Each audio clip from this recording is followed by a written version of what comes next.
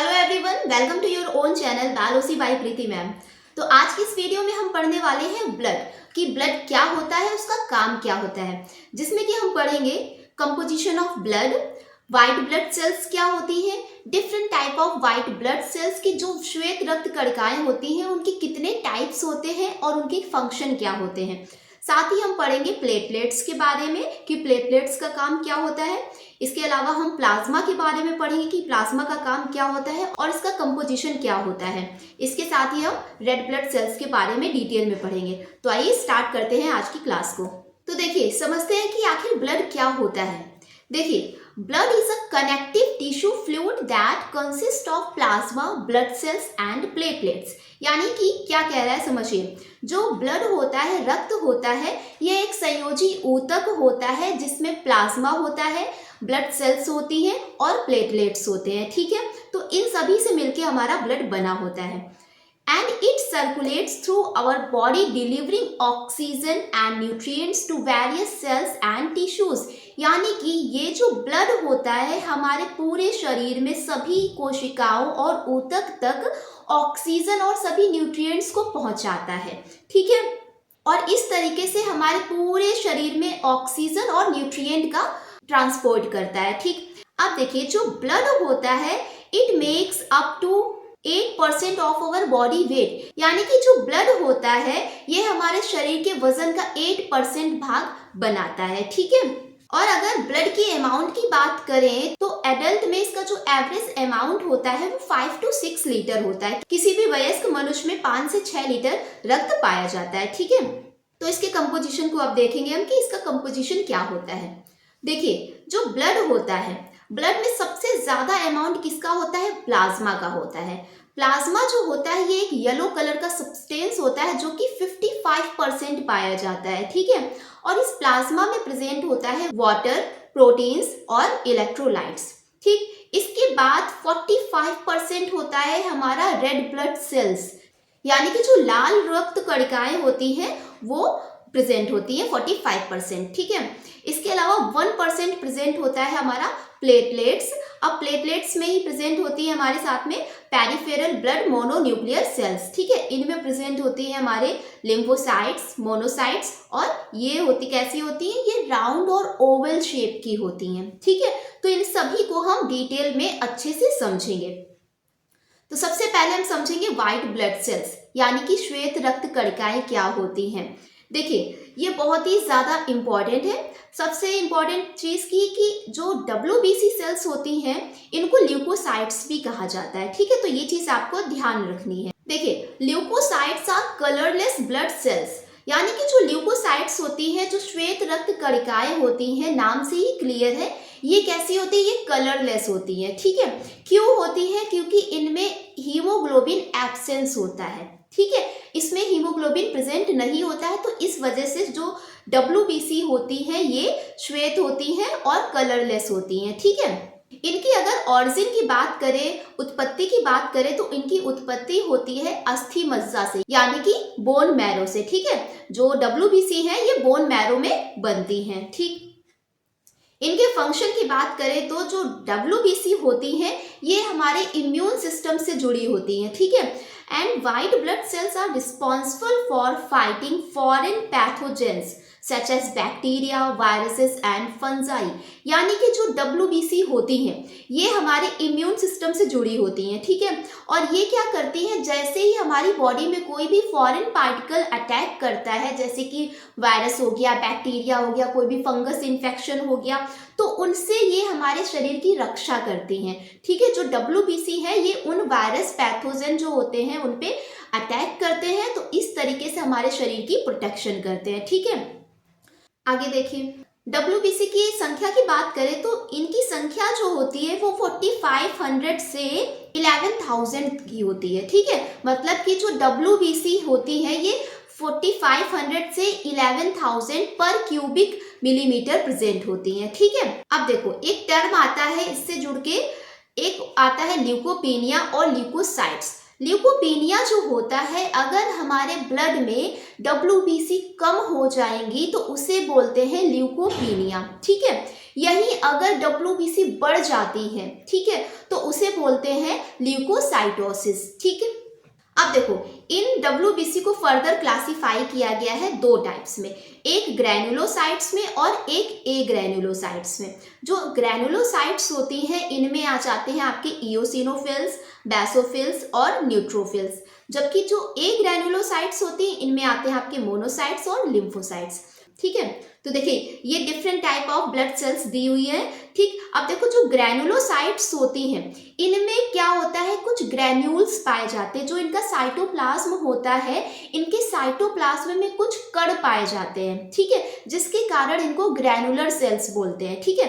देखो डायग्राम में आप जैसे देख सकते हैं कि ये न्यूट्रोफिल्स है, ये इओसिनोफिल्स है और ये बेसोफिल्स है। ये तीनों ही जो WBC है ये कैसी है, ये ग्रैनुलोसाइट्स हैं, ठीक है। यानी कि इनमें कुछ इनके साइटोप्लाज्म में कुछ ग्रैन्यूल्स पाए जा रहे हैं, कुछ छोटे छोटे से पार्टिकल्स और कण पाए जा रहे हैं, ठीक है। तो इसलिए इनको ग्रैनुलोसाइट्स बोलते हैं, ठीक। जबकि जो ए ग्रैनुलोसाइट्स होती हैं इनमें ग्रैन्यूल्स एब्सेंट होते हैं, ठीक है, जैसे कि लिम्फोसाइट्स और मोनोसाइट्स। डायग्राम में आप क्लियरली अच्छे से देख पा रहे हैं, ठीक है। तो इनको हम अच्छे से डिटेल में समझेंगे कि इनका फंक्शन क्या होता है। तो सबसे पहले हम समझेंगे ग्रैनुलोसाइट सेल्स, ठीक। तो ग्रैनुलोसाइट्स में क्या होता है, इनके साइटोप्लाज्म में कुछ ग्रैन्यूल्स प्रेजेंट होते हैं, इसलिए इनको ग्रैनुलोसाइट्स कहते हैं, ठीक। अब देखो जो ग्रैनुलोसाइट सेल्स होती हैं ये डिफरेंट शेप्स की होती हैं, तो इसलिए इनको पॉलीमॉर्फोन्यूक्लियर सेल्स भी कहा जाता है, ठीक है। जैसा कि आपने डायग्राम में देखा है कि न्यूट्रोफिल्स, इओसिनोफिल्स और बेसोफिल्स ये सारी की सारी क्या है, ग्रैनुलोसाइट सेल्स है, और इनके न्यूक्लियर में क्या है, अलग अलग शेप्स पाए जा रहे हैं, ठीक है। इनके जो न्यूक्लियस है वो अलग अलग तरीके के पाए जा रहे हैं, ठीक है। तो इसलिए इनको पॉलीमॉर्फोन्यूक्लियर सेल्स बोलते हैं, ठीक। तो आइए समझते हैं इन्हें हम। सबसे पहले हम समझेंगे न्यूट्रोफिल्स क्या होते हैं, ठीक है। तो देखिए neutrophils are the most abundant WBC cells and these cells are motile. यानी कि जो न्यूट्रोफिल्स होती हैं ये सबसे ज्यादा मात्रा में पाई जाने वाली श्वेत रक्त कोशिकाएं होती हैं और ये गतिशील होती हैं, ठीक है। डायग्राम में आप देख पा रहे हैं कि ये न्यूट्रोफिल्स है, ठीक है। अब देखो इनका फंक्शन क्या होता है, they protect the body from infection by killing bacteria, fungi and foreign debris. यानी कि जो न्यूट्रोफिल्स होती हैं, जैसे ही हमारे शरीर में कोई भी बैक्टीरिया या फिर वायरस या फिर फंगस ने अटैक किया तो ये न्यूट्रोफिल्स जाके हमारे ब्लड में बहुत तेजी से बनने लगती हैं और ये क्या करती है, उन सभी वायरस, बैक्टीरिया और फंगस को किल कर देती हैं, ठीक। तो इस तरीके से ये हमारे शरीर को इन्फेक्शन से बचाती हैं। नेक्स्ट है इओसिनोफिल्स। तो इओसिनोफिल्स क्या होती हैं, ये बाइलोब्ड होती हैं। डायग्राम में आप देख पा रहे हैं कि कैसा ये बाइलोब्ड स्ट्रक्चर होता है जो कि इओसिनोफिल्स का है, ठीक है। इनके फंक्शन की बात करें तो they identify and destroy parasites, cancer cells and assist basophils with the allergic response. यानी कि जो इओसिनोफिल्स होती हैं ये जो भी पैथोजेंस होते हैं, वायरस, बैक्टीरिया होते हैं, फंजाई होते हैं, उनको और कैंसर सेल्स होती उनको आइडेंटिफाई करते हैं, उन्हें पहचानते हैं और पहचानने के बाद उनको डिस्ट्रॉय कर देते हैं, उनको किल कर देते हैं, ठीक है। तो इस तरीके से ये हमारे शरीर की प्रोटेक्शन करता है, ठीक। साथ ही ये एलर्जी की प्रतिक्रिया के साथ बेसोफिल की सहायता करते हैं, यानी जब एलर्जी हो जाती है तो ये बेसोफिल के साथ मिलके हेल्प करती है, ठीक है। देखो when there is any type of allergy in the body their number increases. जब हमारी बॉडी में कोई एलर्जी हो जाती है, कोई भी इन्फेक्शन हो जाता है, एलर्जी हो जाती है, तो उस टाइम हमारे शरीर में इओसिनोफिल का नंबर बढ़ जाता है, ठीक है। तो इस तरीके से अगर हमें कोई भी एलर्जी होती है और हम ब्लड टेस्ट कराते हैं तो अगर इओसिनोफिल का नंबर बढ़ा हुआ है तो उससे ये प्रूफ होता है कि हमें एलर्जी है, ठीक है। नेक्स्ट पढ़ेंगे बेसोफिल। देखो बेसोफिल में क्या होता है, in basophil kidney shaped nucleus is found. आप डायग्राम में देख पा रहे हैं कि कैसा ये किडनी शेप्ड स्ट्रक्चर इसमें पाया जा रहा है, ठीक है। किडनी शेप का न्यूक्लियस इसमें पाया जाता है and they release histamine and other chemicals that cause inflammation and allergic reaction। ये क्या करती हैं, जब कोई भी एलर्जी होती है, ठीक है, हिस्टामिन को रिलीज करती हैं, ठीक है, जो एक केमिकल होता है, ठीक है। तो ये क्या करती है, जो एलर्जी होती है, इन्फ्लेमेशन होता है, तो उसका कारण बनता है ये, ठीक है। तो ये हो गई आपकी basophils. Now move to agranulocytes. अब देखो जो ए ग्रैनुलोसाइट्स होती हैं, इनमें आते हैं आपके लिम्फोसाइट्स। तो लिम्फोसाइट्स क्या होते हैं, देखो they consist of T cells, natural killer cells and B cells. जो लिम्फोसाइट्स होती है 3 तरीके की सेल्स से मिलकर बनी होती हैं, T cells, natural killer sales और बी सेल्स, ठीक है। तो ये चीज आपको ध्यान रखना है, बहुत ही ज्यादा इंपॉर्टेंट पॉइंट है। And they protect against viral infection and produce antibodies, यानी कि जो लिम्फोसाइट्स होती हैं ये हमारी बॉडी की प्रोटेक्शन करती है अगेंस्ट इन्फेक्शन, ठीक है। साथ ही ये हमारे शरीर में एंटीबॉडी का प्रोडक्शन करते हैं, ठीक। तो ये चीज आपको ध्यान रखना है।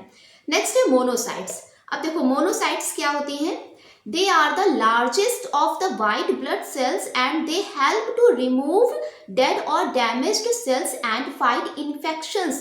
देखो जो मोनोसाइट सेल्स होती हैं ये WBC की सबसे लार्जेस्ट सेल होती हैं। आपसे एग्जाम में पूछा जाता है कि सबसे बड़ी सेल्स कौन सी है, ठीक है। WBC की सबसे बड़ी सेल कौन सी होगी, वो होगी आपकी मोनोसाइट, ठीक। तो मोनोसाइट क्या करती हैं, ये जो डेड और डैमेज्ड सेल्स होती हैं उनको बॉडी से रिमूव करती हैं, ठीक है, उनको हटाने का काम करती हैं और साथ ही हमारे बॉडी की इन्फेक्शन से प्रोटेक्शन करती हैं, ठीक है। तो ये चीज हो गई आपकी वाइट ब्लड सेल्स के बारे में। आई होप आपको अच्छे से समझ में आ गया होगा। अगर सारी चीजें आपको समझ में आ रही हैं, वीडियो अच्छा लग रहा है तो वीडियो को लाइक करें, चैनल को सब्सक्राइब करें और इसे अपने दोस्तों के साथ ज्यादा से ज्यादा शेयर करें, ठीक है। तो बढ़ते हैं हम आगे अपने प्लेटलेट्स के बारे में। देखो अब प्लेटलेट्स क्या होती हैं, देखिए platelets are tiny disc shaped cells that help regulate blood flow when any part of the body is damaged, thereby aiding in fast recovery through clotting of blood। यानी कि जो प्लेटलेट्स होती हैं ये कैसी होती है, ये डिस्क शेप की स्ट्रक्चर की होती हैं, ठीक है। और साथ ही ये क्या करती है, जैसे ही हमें कोई चोट लगती है, हमें कोई इंजरी होती है, हमारे अगर शरीर में कहीं चोट लग गई, ब्लड बहना शुरू हो गया, उस ब्लड को बहने से रोकती है, क्योंकि वहां पे क्या है, ये थक्का जमा देती है, ठीक है।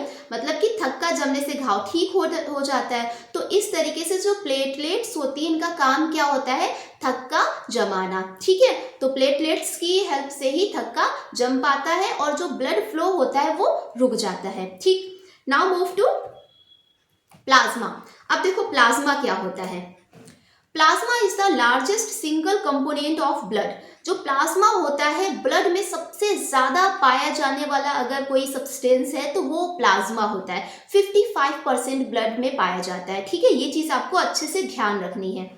It consist of water, vital proteins and other substances and they play a role in coagulation, immunity, blood pressure and transporting nutrients। यानी कि जो प्लाज्मा होता है, प्लाज्मा में क्या होता है, वाटर होता है, कुछ वाइटल प्रोटीन्स होती हैं कि जैसे कि आपकी ग्लोबुलिन प्रोटीन, ठीक है, और कुछ अदर सब्सटेंसेस भी होते हैं जो कि ब्लड कोगुलेशन में हेल्प करते हैं, हमारी बॉडी की वायरल इन्फेक्शन से प्रोटेक्शन करते हैं, साथ ही ब्लड प्रेशर और न्यूट्रिएंट के ट्रांसपोर्टेशन में भी हेल्प करते हैं, ठीक है।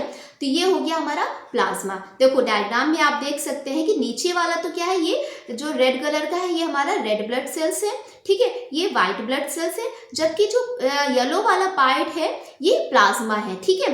45% हमारी रेड ब्लड सेल्स होती हैं, जबकि 1% WBC होती है और 55% हमारा प्लाज्मा होता है। ये चीज आपको अच्छे से ध्यान रखनी है। Now move to red blood cells. देखो रेड ब्लड सेल्स को इरिथ्रोसाइट्स भी कहते हैं, तो ये चीज आपको अच्छे से ध्यान रखनी है।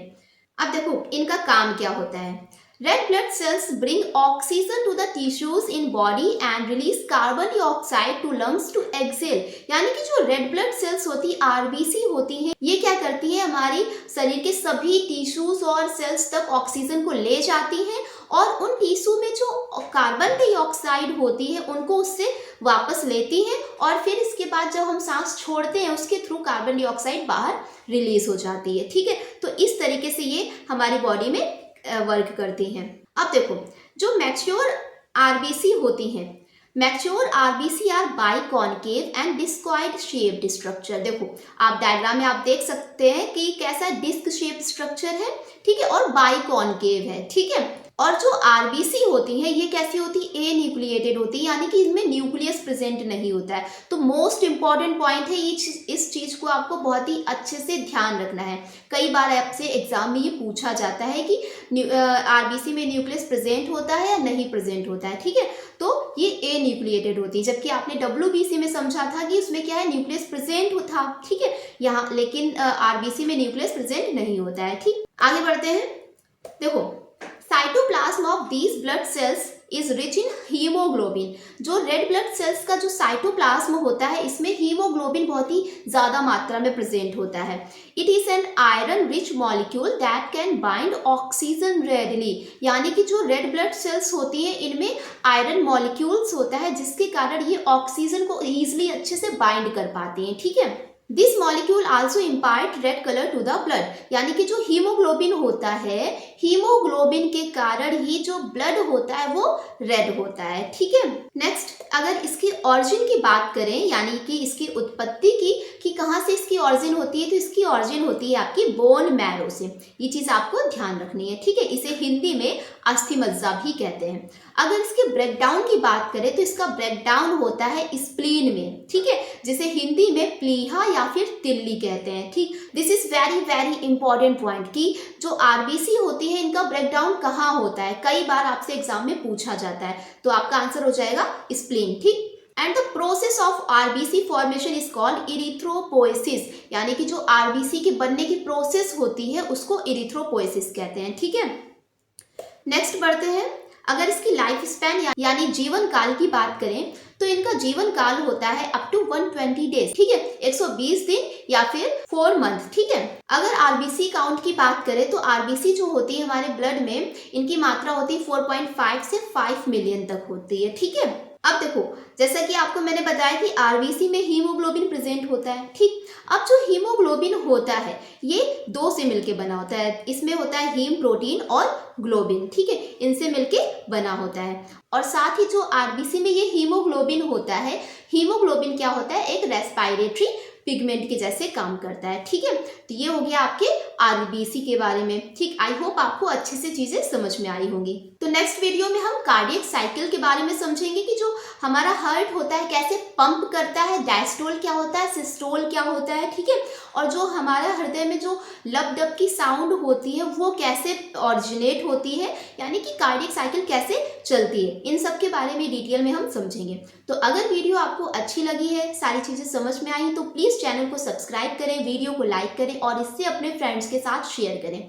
और साथ ही अगर आपका कोई डाउट है, कोई भी कमेंट है, कोई भी क्वेरी है, तो उसे कमेंट बॉक्स में ज़रूर मेंशन करें। इसके अलावा अगर आपको किसी पर्टिकुलर टॉपिक में परेशानी है या कोई भी टॉपिक समझ में नहीं आ रहा है तो उसे भी आप कमेंट करके ज़रूर बता सकते हैं, तो मैं उस टॉपिक पर आपके लिए वीडियो बना दूंगी। तो पढ़ते रहिए, मस्त रहिए। Thanks for watching.